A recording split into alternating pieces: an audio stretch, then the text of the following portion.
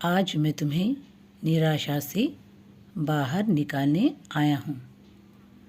क्या बात है, तुम बड़े नाराज़ से बैठे रहते हो। तुम्हें लगता है कि मैं कुछ एक भी काम करूँ तो उसमें सफल हो जाऊँ।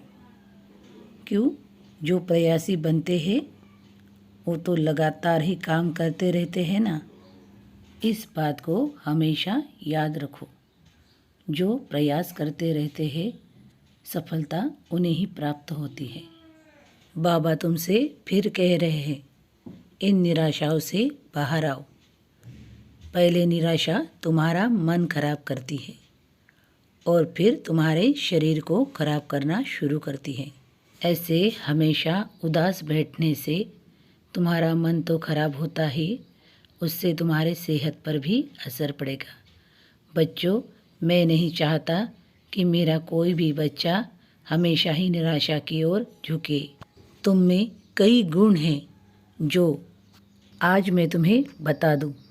तुम्हें जो गुण हैं वही गुण तुम्हें इतने आगे ले जा सकते हैं कि तुम उसका विचार भी नहीं कर पाओगे। वो ईश्वर बड़ा ही दयालु है। उस ईश्वर ने सभी मनुष्यों के अंदर कोई ना कोई गुण भरकर भेजा है।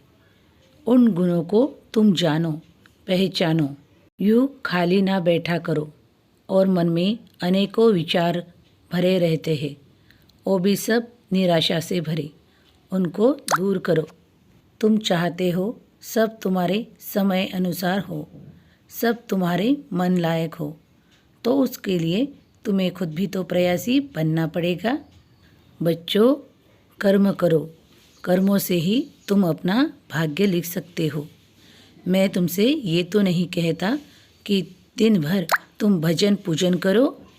जो बच्चे श्रद्धापूर्वक मुझे एक नमस्कार भी करते हैं तो भी मैं उनको कभी अपने आशीर्वाद और कृपा दृष्टि से तो दूर नहीं रखता।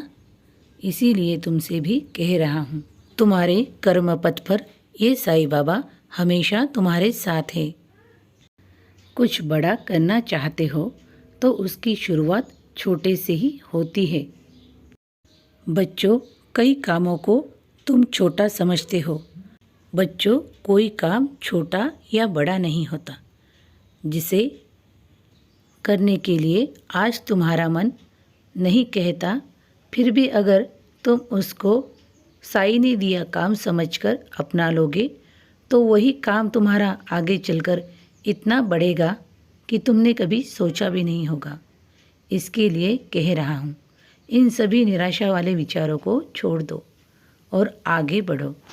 कभी तुम्हारा मन ना लगे तो कभी टहल के भी आया करो। हो सकता है उस बीच मैं तुम्हें ऐसा कोई संकेत दूँ जो तुम्हारी ज़िंदगी संवार दे। बच्चों, कोई छोटे काम से घृणा मत करो। वही काम तुम्हें आगे चलकर बहुत ही फल सकता है। एक कर्म ही तुम्हारे किस्मत की चाबी है। बच्चों, मेरा आशीर्वाद तो हमेशा ही तुम्हारे साथ है। इन चरणों को छूकर आशीर्वाद लो और हमेशा आगे बढ़ो। 11 वचनों का पाठ किया करो, श्रद्धा से किया करो। अपने रहन सहन में भी कुछ बदलाव करो, उससे भी तुम्हारा दिल खुश होगा। उदी को अपने माथे पर धारण किया करो। खुद के लिए सदा ही शुभ विचार करो, सब शुभता की ओर बढ़ेगा। ये साईं बाबा हमेशा तुम्हारे साथ है, तुम्हारा हाथ पकड़े चल रहा है। आगे बढ़ो, सब शुभ होगा और शुभ ही है। राम जी भला करे।